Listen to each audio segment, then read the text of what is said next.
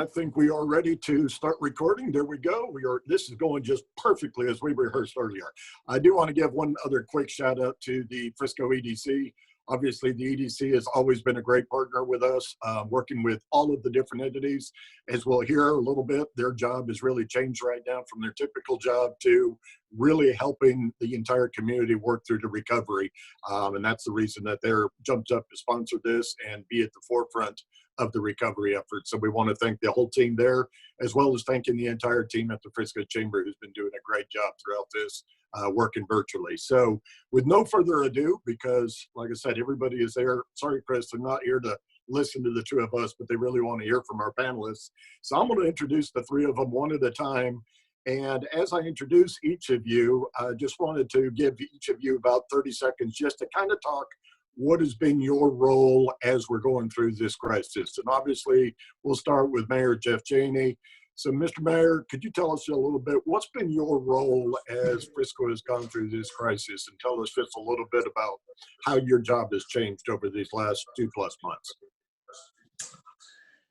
Yeah, I think my primary role is charging up the hill with no shield in place and taking a bunch of arrows. But no, it's been certainly trying times for everyone. As I know, we've done a lot of calls with the business community. I know everyone is seeing challenging times right now. But the thing that I like to say is, I see over and over again that, this crisis has, brought out the best in this community. And there's just such a level of optimism from the business community. And, it was ironic that, that report that named Frisco the #1 city in the country to withstand a recession literally came out the day before kind of everything hit the fan, so to speak, before the NBA shut down. And so I remember telling Dana, I was like, well, I guess we're going to find out. But I really do believe that we're better prepared than probably any other community, to withstand this and to come back stronger than ever. And Ron and his team are already, they've been working on that since the very beginning as far as how we exit out of this. And our business community is so strong. And so, as far as my role, obviously, I've been in a position with emergency orders where I've had to make decisions that really just kind of fall at my shoulders. As far as making the calls on things, typically we work through things as a council and through posted agendas and getting citizen feedback and, lengthy processes. This is very different where, kind of everyone was looking to me to make the call on things. Thankfully, I've had, complete unified support from my council. We're all on the same page from them, and our entire leadership team is how we have viewed this. I can tell you that that is probably pretty rare. I mean, we see many other communities that, those political agendas, that are driving how people are acting. There's a lot of public fighting about responses and so forth, and that has not been the case here in Frisco. It's been very much a unified response. I'm so thankful for my council in that, and because of that, it's made us, certainly a stronger team working through this together. I did a call with the Sunrise Rotary this morning, and was just one of the conversations that came up was, even going through this really difficult time, the people that have been advising us and making decisions, from Chief Piland to Dr. Gamber, throughout this whole process have been totally spot on. So, when I was waking up in the morning and watching Fox News or whatever and seeing these national reports of this doom and gloom and sky is falling, they were steadfast in their recommendations of what we expected to see here.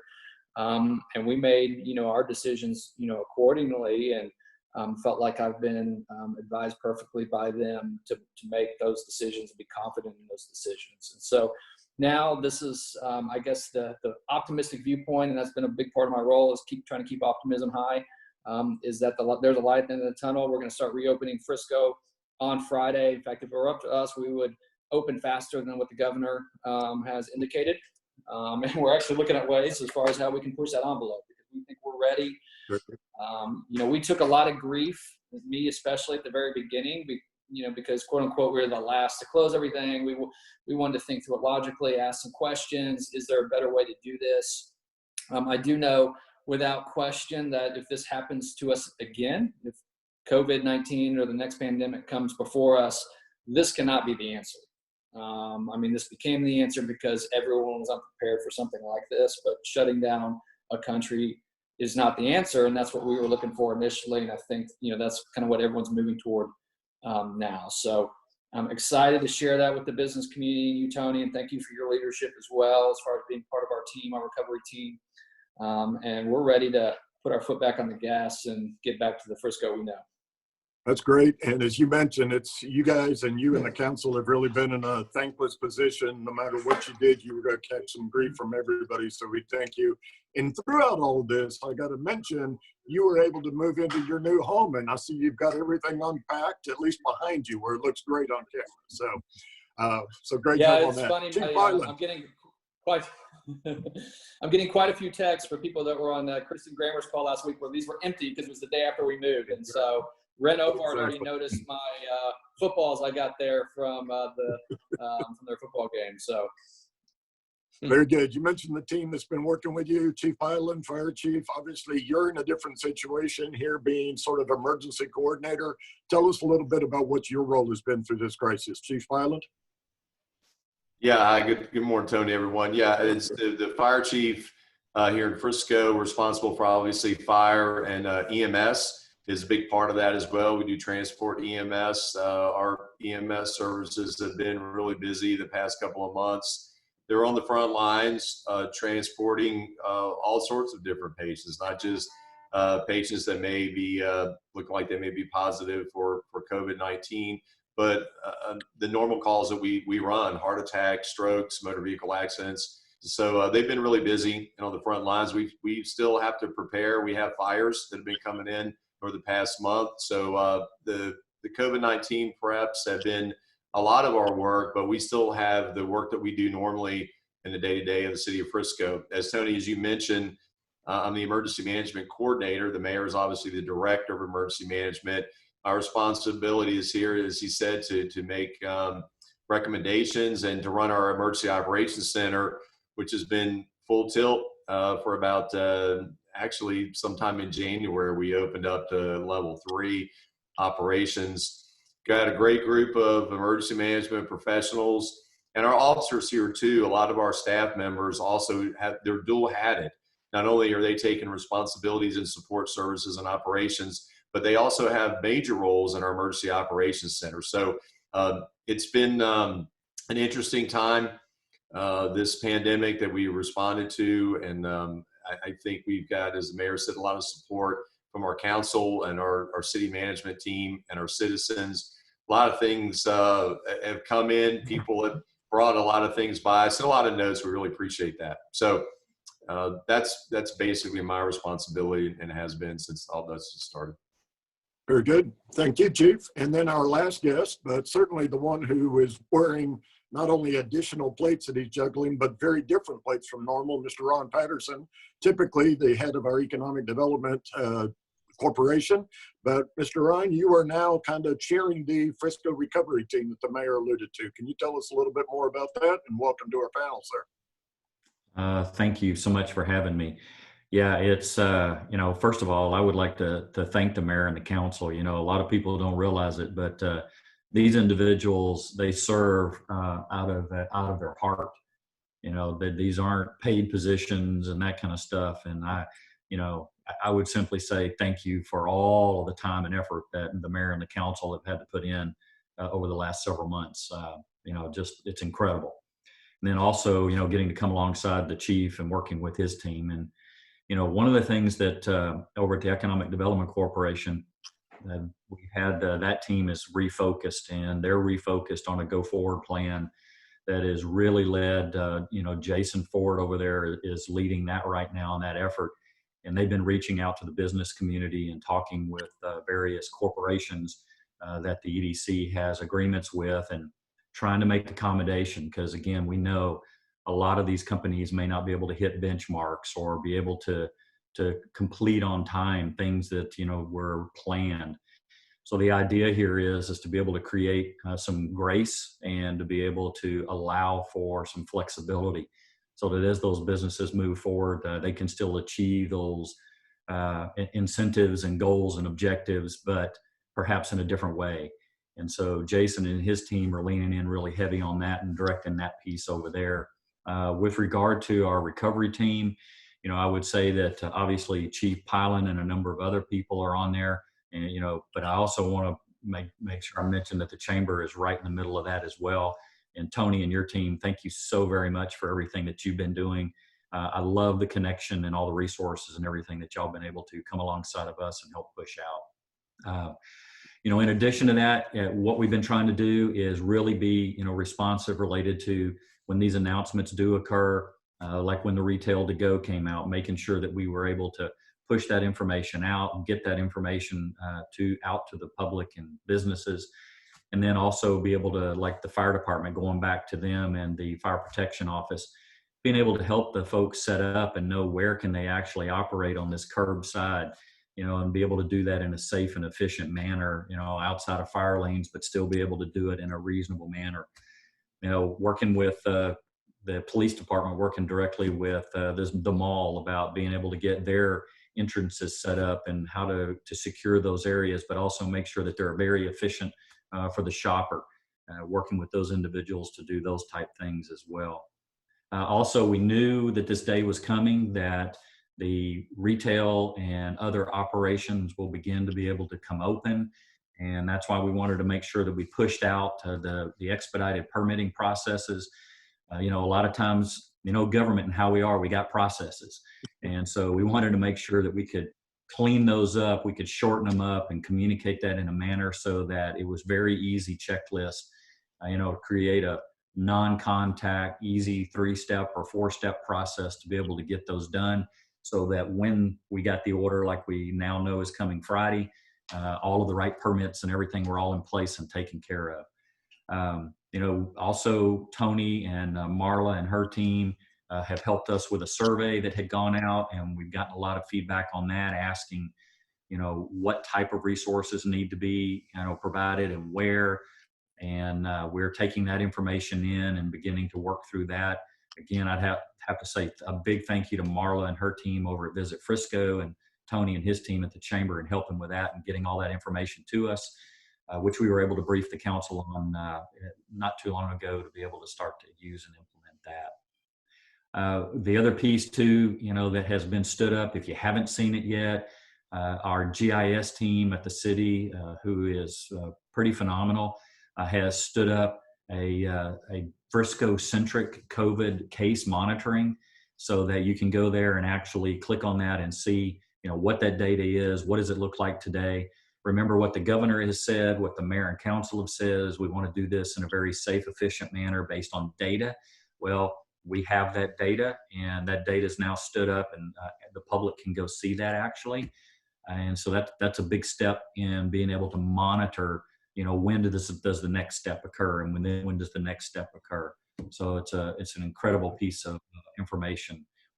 And then, really then lastly is just really working through making sure now that we've got the governor's new order in 18, really we are now working with our fire protection office, our fire chief, the data that we got in from the business community, and really starting to work on a communication piece that we hope to have out very soon, back out to the business community.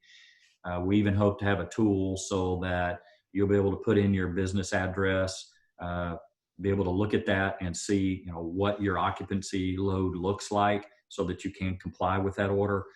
Even want to be able to go a little bit further and hopefully provide a list of information about those businesses that are included and those that are not. But again, all in compliance with the order that the mayor and council adopted last night. So, excuse me?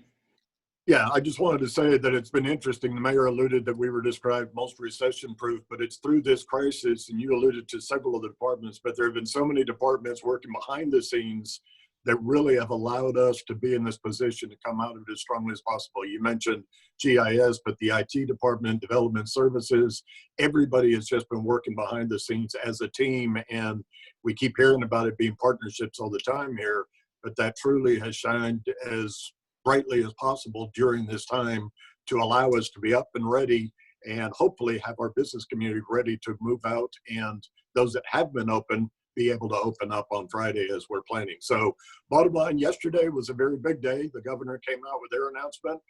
Council met last night.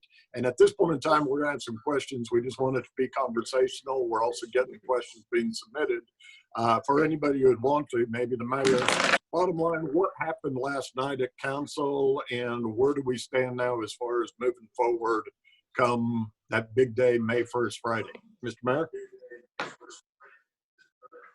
Sure. And so, yeah, we had a special meeting last night so we could take some immediate action on what the governor announced on Monday. For those that have not read, essentially it's adding retail and restaurants and churches. I know there's a couple Q&As on there about churches, specific instructions about how to open.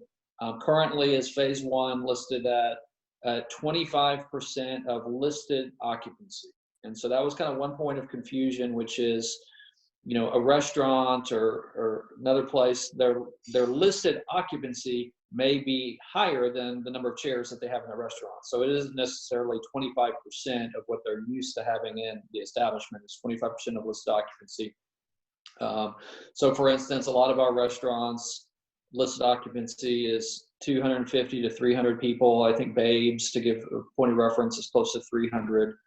And so they're currently in phase one, allowed to have 25% of that occupancy. We have a few clarifying questions still out to the governor's office about, do we count servers in that, or is it just the patrons? And, are we able to extend that with patio usage and some other things as far as how maybe we could, push that capacity a little bit. And so that'll be for 2 weeks.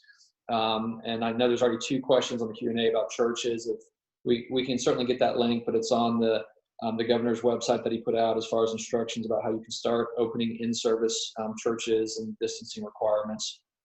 So that'll be phase one for the next 2 weeks, already indicating phase two. He said in his call May 18th, but now kind of everything I'm seeing come out is May 15th. So I'm thinking maybe that was misspeak during his speech. So Ron may have that date different, but it's either May 15th or May 18th where we start kind of unveiling phase two, which is to get to 50% of those numbers, finally allow potentially some salons and hairdressers. Thank goodness. I think I'm going to break down how my wife finally cut my hair today.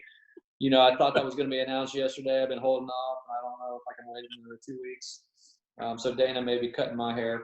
But that's kind of the phased in approach. And then there's a lot of things that are in the gray area. For instance, we were having specific conversations of Verona Villa, for instance. If they were going to have dining, would they consider themselves a restaurant and be able to open under those circumstances? And so we're kind of looking into those kind of one-off types of scenarios. And as Ron mentioned, how we code things so people can clearly understand.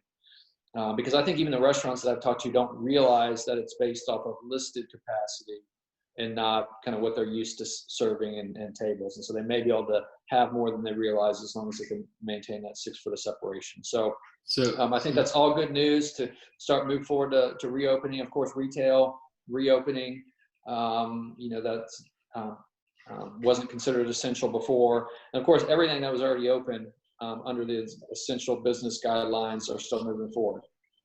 From the city perspective, we're moving forward on reopening our parks. We're getting a lot of questions about that, such as the dog park that's planned to open on Friday. Library is working through when they're going to open up their usage, and we're already looking kind of at playgrounds and skate parks and other kinds of things as far as how we want to phase in reopening those. My hope is that by the end of May, the state of Texas and certainly Frisco is considered substantially open. Very good. Chris, did you have a question you want to jump in with? Yeah, so we've got a few questions in the Q&A, and I'm just going to kind of ask them straight off of here. This one might be for Chief Piland, but where do I see my occupancy list? Is there a specific, if I'm just kind of, where do I look? Where would I go? Yeah, well, right now, Chris, as Ron mentioned, it's not up yet, but we hope to have it out in a day or two. And that is, there's going to be an opportunity for you to go on our website, put in your business address, and it's going to come up and tell you what your occupancy is in your particular place of business. And the plan is also to let you know, are you considered green or red in terms of your business is good to open this Friday or maybe not yet. So that's not up yet, still in the works, but that is something that we are working on to get out there so that people will know what their occupancy is. And Chief, while we got you on the camera here, I know the governor had a lot about our most vulnerable population. Can you address a little bit about what the city, how you guys are working with senior centers, retirement centers to protect that vulnerable sector of the population? Yeah, well, that's good question, Tony. So the assisted living centers in Frisco, also long-term care facilities, and also hospice. As everyone knows, personal protective equipment caught everybody a little off guard in terms of not having the amount, even hospitals. We are fortunate enough that after the Ebola crisis several years ago, we were able to gain additional PPE here in the event that would continue. So we were in relatively good shape, and we've been helping those centers, assisted livings, nursing facilities, with personal protective equipment, N95 masks, surgical masks, gowns are a real big thing that not many people really had in stock, and gloves. So that's something that we've been providing them. We are trying to protect our most vulnerable populations. The last thing we want is, of course, anyone to get sick, but in particular, assisted living or nursing facility, that virus would run through there relatively rapidly and could have some huge consequences. So we were able to help all the requests that came in. They actually were contacting the state, and the state was sending them to us here in Frisco, and we've been able to help them. Good. Chris, back to you, because I know the questions are definitely coming in quickly now. Yeah, and just a quick point, if you have any questions, please submit it on our Q&A feature. We've disabled the chat feature for this webinar, so we do have quite a few questions, and so we'll try to get to as many of them as possible. Just go ahead and submit your questions. One of them is for you, Mayor Cheney. When will Frisco boards and commissions be able to meet again? Maybe meet in person, because I believe they are currently meeting virtually, if my understanding is correct. Yeah, we talked about that last night, and the decision we made is to go ahead and keep them virtually, during phase one, and then hopefully after that May 15th timeline, that we'll start reopening those. Of course, City Council, we've been meeting in person. Proper distancing has been put into place, although we're around each other so much that we're probably immune to each other anyway. But we got some questions about that. Well, why are we meeting in person? And ultimately, that was my call, and the council agreed and wanted to be there because our city staff and our police and fire are considered emergency workers, and so we're asking them that they still need to come in and serve the community. And so we certainly want to show our support for all the City of Frisco employees and show them that, hey, your leadership team isn't going to ask you to do anything that we wouldn't do ourselves. Great. Awesome. I got another one, Tony, if you're all right with that. This one will be for Mr. Patterson.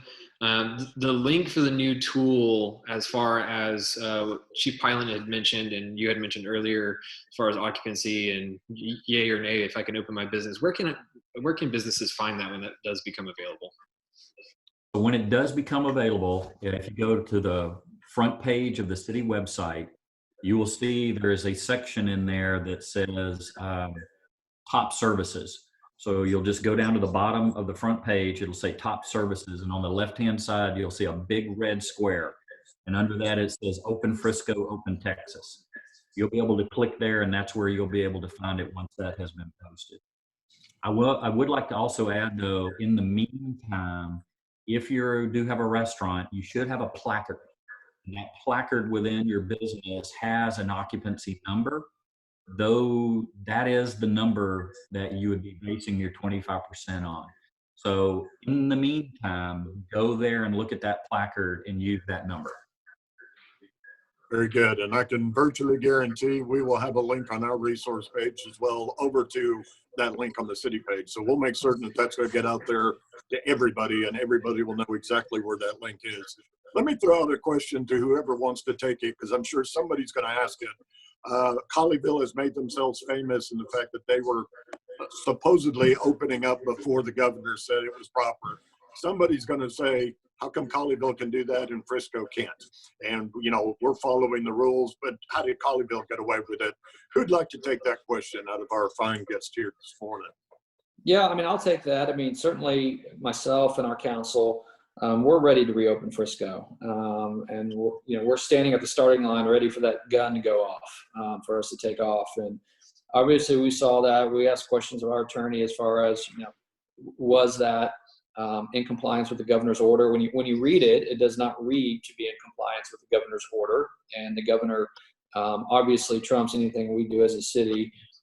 We've asked our team, Ron, and our attorney to go back to the AG and get a specific opinion about what Colleyville did. And if they deem that to be in compliance with the governor's order, then we may come back later this week and institute some of those. I mean, really the difference, restaurants, they open the patios. So now that's going to be statewide, and inside. So, that's going to already trump what Colleyville did as of Friday. Really, kind of the only difference as of today is, that they do allow salons to be open, where the state did not govern that. Salons and gyms, I believe, they may have even opened. I'm not sure about that one. They did open gyms up to 10 people. So we're looking into those as well. So if we get a green light from the AG, we may come back and add those also.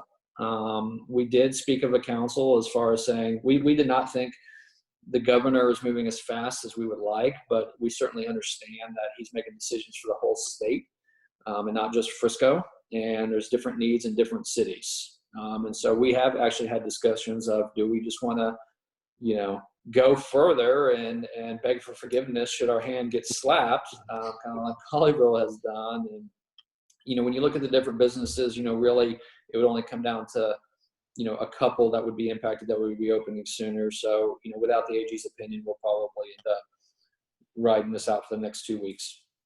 Well, and it's important to note that you, Mr. Mayor, and the council have been very business friendly in terms of trying to open up as quickly as possible, but you want to play within the rules. And the other thing I wanted to mention is that under the governor's order, it allows businesses to open. It allows people to start shopping and going to restaurants, but it's not required. And if somebody doesn't feel comfortable yet, just stay home and play it safe and go from there. So that's an important distinction. Chris, do we have more questions out there? Absolutely. We've got quite a few. And so I'm going to ask one for probably you, Mayor Cheney. Are there gathering size limits included in the governor's new Open Texas plan? I know previously he had mentioned that there are limits to 10 people gatherings. Is there any news in the new executive orders to that effect? Yeah, we actually, as of last night, Ron may have clarification on it by now. As of last night, we still weren't even sure kind of what his orders meant. In fact, I know one of our state reps actually put out in his newsletter that the stay-at-home had been lifted, but then we weren't sure about that. My understanding as of last night that those same gathering sizes carry forward as part of this phase one, but Ron or Chief, you may have updated information. So we have not heard back from our attorney and his inquiry to the AG yet. But again, it said last night, at least on our initial reading, was that those limits still apply. But again, we are seeking that clarification through the AG's office. And a lot of this gets down to word choice. For example, restaurants, as far as I understand it, a restaurant would include anybody who's got alcohol sales less than 50%. And so whether they have a bar in a restaurant, it's all considered a restaurant. Now, if they have more than 51% alcohol, I believe they're not eligible to open up at this point in time, correct? That is correct under the order. And again, it all goes back to that 51% placard. So Right. if you got that placard, Right. And capacity, that's the placard on that as well for the total establishment. Chris, more questions? We've got about another 10 minutes or so, and we'll try to get to as many as we can. Yeah, and this one goes to something you alluded a little bit earlier, Mayor Cheney, as far as churches are concerned. Have you heard or do you have any potential plans from the city's perspective as to when churches might be able to go back to in-person meetings if they can meet the safe distance requirements and the 25% occupancy standards? Is there any kind of conversation around that? Yeah, I mean, they can have service this Sunday. So there's guidelines on the governor's website. I may try to pull up a link and see if I can post it in this Q&A. As far as a literal checklist that they have to follow, as far as where people can sit, and it's like every other row, and families can sit together, but then you have to have 2 seats in between the next party. And so it's a very specific checklist, but they can open for service this Sunday. we'll be sure to get that link up and posted as well. So, Chris? Yeah, and we do have links on our resource page. If you go to the Frisco Chamber website, we also try to list all of those resources, especially the new orders and the new PDF of the report that lists all of the different requirements and guidelines from the governor's office. So let me clarify one quick thing. So I said Sunday, but technically it goes into effect on Friday. So it's actually Friday that they could start having service. That I know a lot of churches have Saturday evening service and so forth. So it actually goes into effect on Friday. Thank you for that clarification.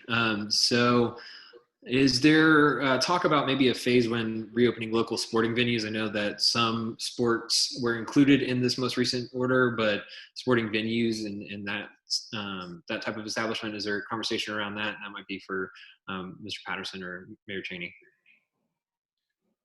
So as far as the sports today, I mean, there are sports allowed, like going to the basketball, and the pickleball and all that. It's limited to 4 participants.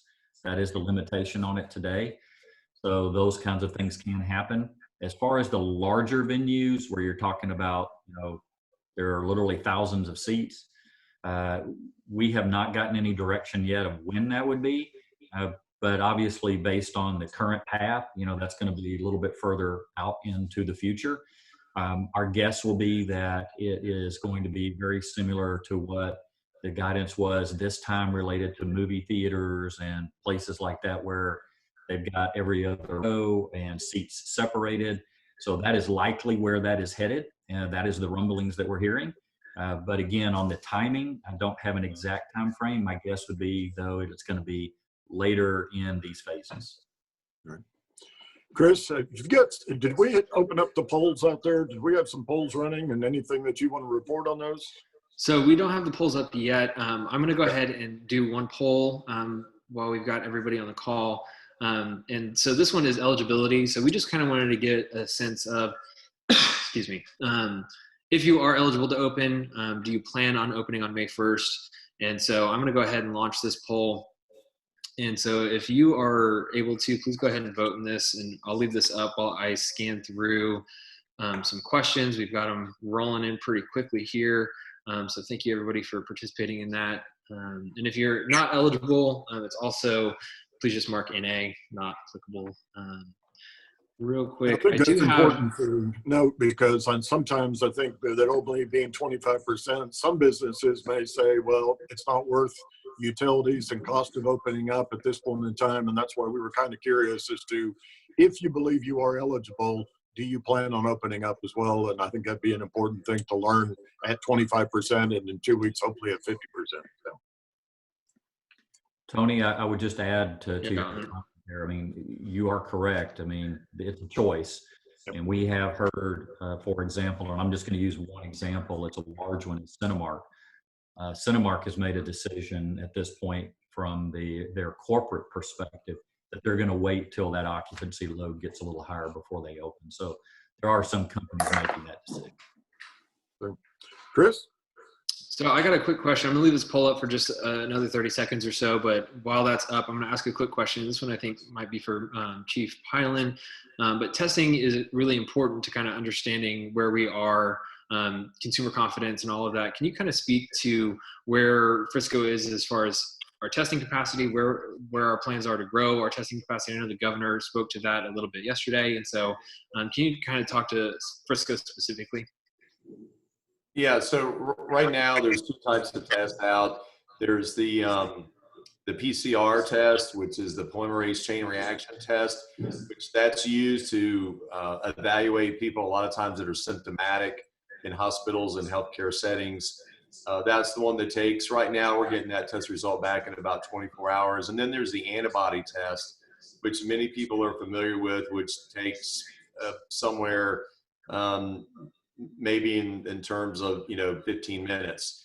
I think what they're working on now is what really is going to change, I think, testing is antigen testing, which basically an antibody test, you maybe have the virus and the antibodies don't show up for 3 or 4 days. An antigen test will show up almost immediately if you have the infection. I think that's what science is working toward, is the antigen test, so we'll know if someone is infected. We put on there are testing sites all through Frisco. We're going to place a link on our emergency management webpage, which basically you can put your zip code in and it tells you every single testing venue that's available to you. We ask that you contact the facility first. Sometimes they ask you to fill out some paperwork before you go, but we're going to make that available to everybody here in the city.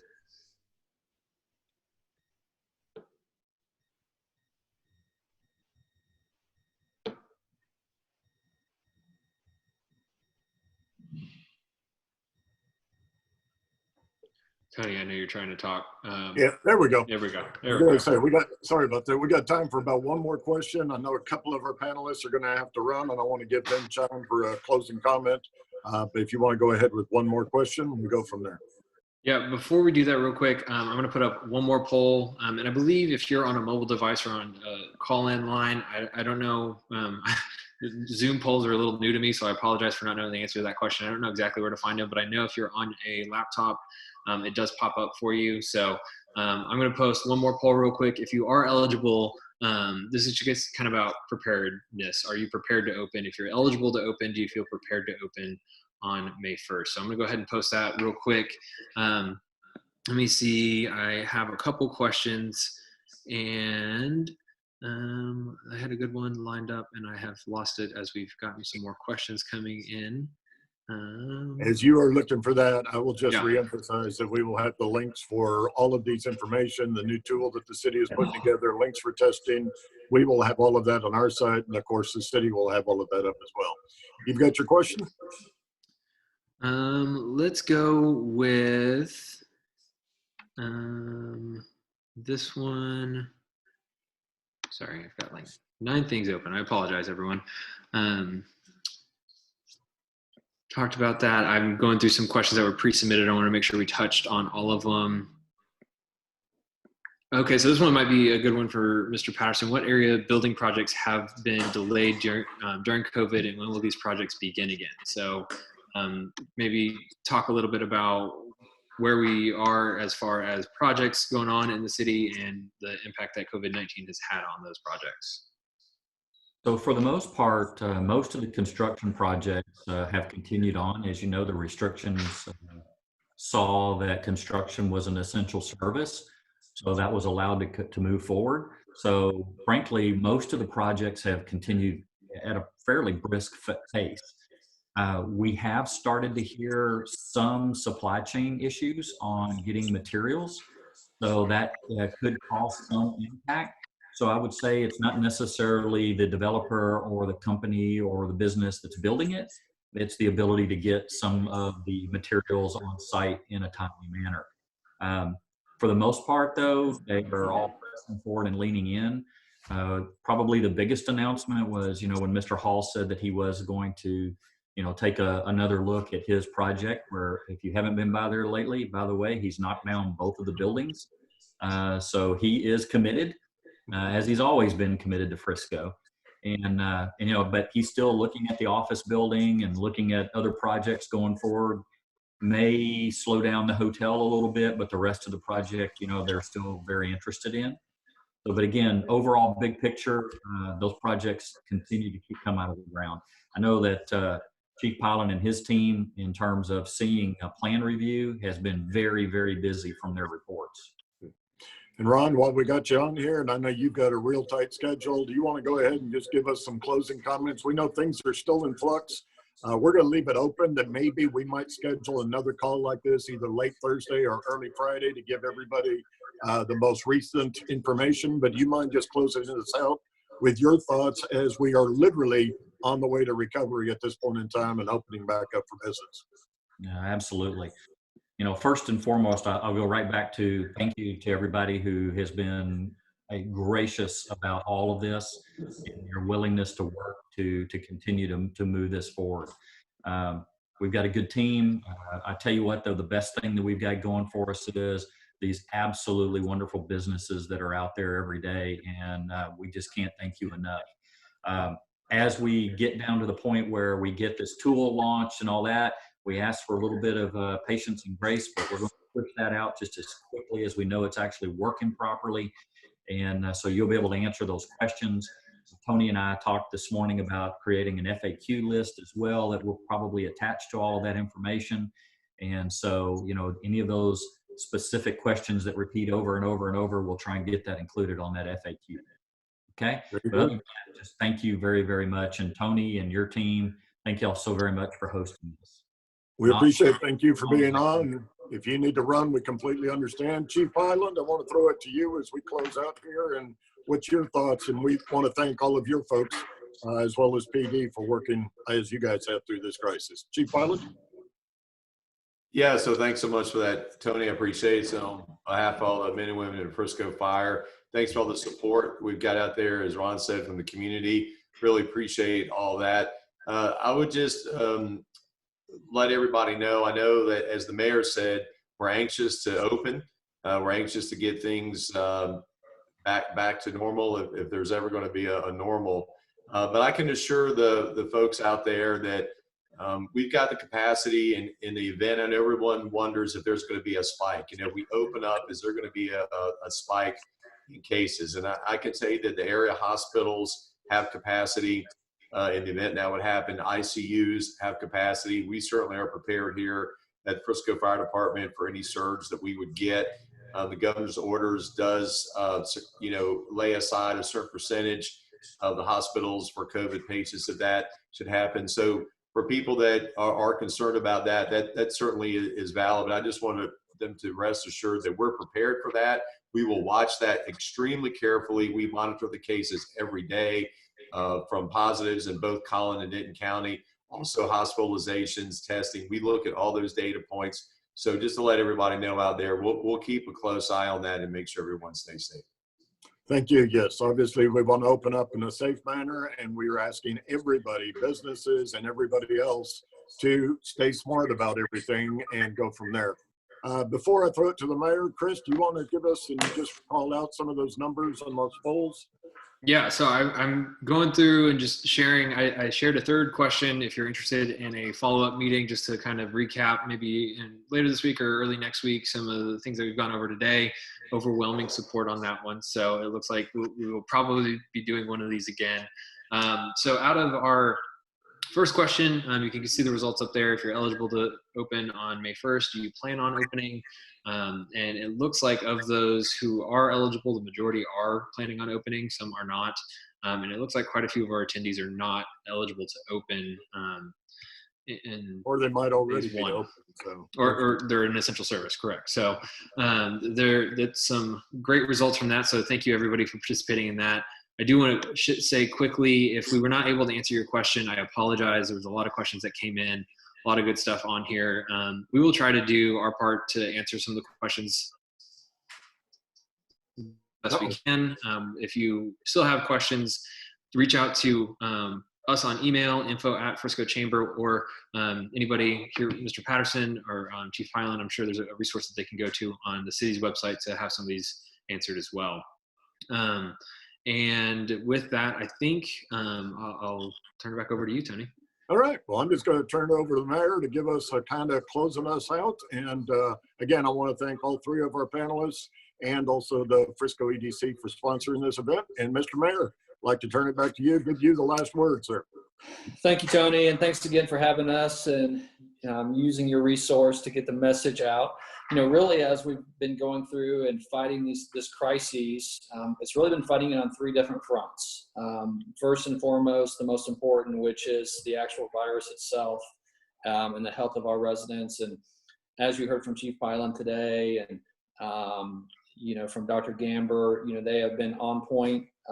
We trust their opinions greatly. They're looking at it every single minute of every single day, conference calls all day long, talking to our local hospitals, our CEOs, and we were never in a position that we felt like the health of our residents was in jeopardy. The whole mission, if people recall, of shutting down businesses was the flatten the curve concept to not overrun our hospitals. So that was the mission, and we always had capacity here. In fact, the irony of it is some of the reverse started happening, which is hospitals not having enough procedures and having to furlough employees and actually, in effect, reducing capacity. And so that is a little of the irony of it. but we have ample capacity here. We feel like we would even if we have a surge.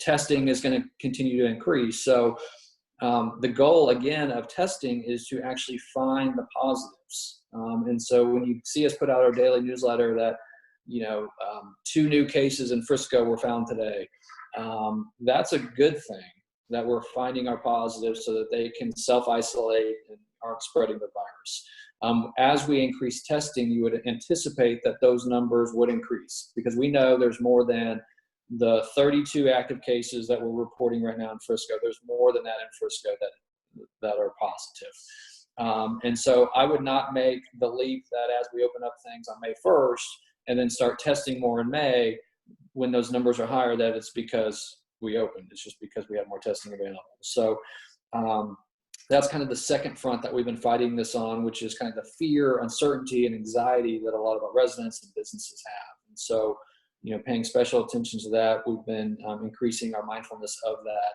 as far as getting data to people, getting, listen to what's happening here locally. What's happening here locally is different than what's happening in New York or even in Dallas County. Dallas County has a totally different set of circumstances than we do. We don't have the same risk factors. We don't have public transportation. We don't have the density numbers. We're a young, active, healthy community.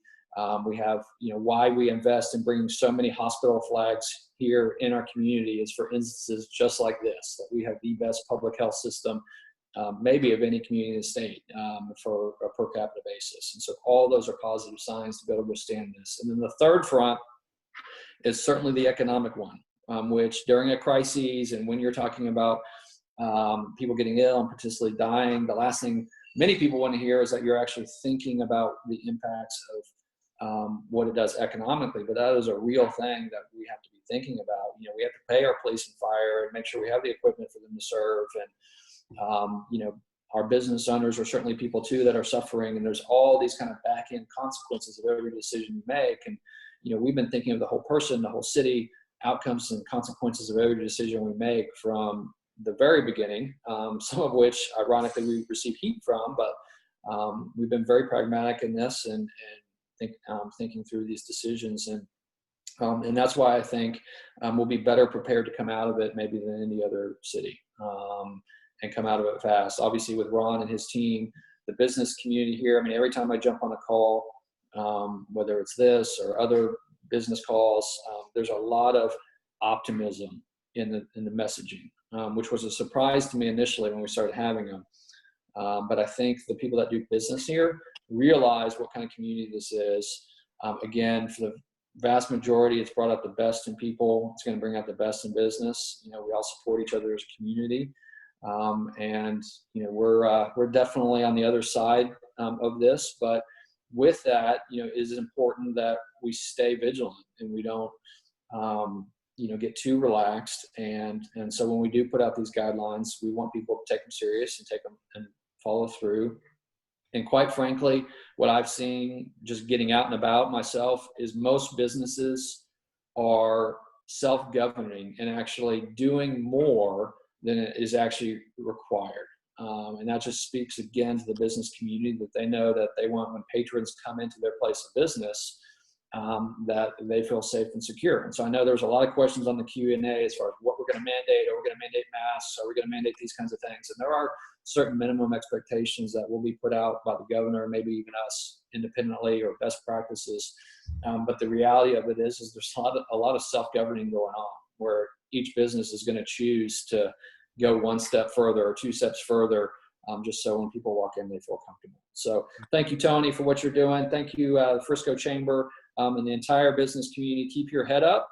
May 1st, this Friday, is the reopening of non-essential business here in Frisco, and we hope to continue to see May have positive results and move forward to a full opening. Thank you very much, Mr. Mayor. Thank you to all of our guests. And obviously, speaking on behalf of the business community, we appreciate the way you are looking out for every business out there and knowing that every business has individual people and faces in that business. And of course, we want to get everybody back to work as soon as possible, but doing it in a way that is as safe and healthy as possible for the entire community. So once again, thanks to everybody, thanks to my team. And as things are evolving very quickly on this, as you noticed, or as you commented, there are some questions out there to the Attorney General on how to interpret the governor's orders. We saw a response from our poll that we might be doing something else again, either late Thursday or early on Friday, as we try to get the information out there to everybody as much as possible. But thanks again to everybody. Thank you for the participating in our polls and the questions. And that'll be it for now. We'll talk to everybody soon, and let's go ahead and reopen for business in a smart way and soon. Thanks, everybody.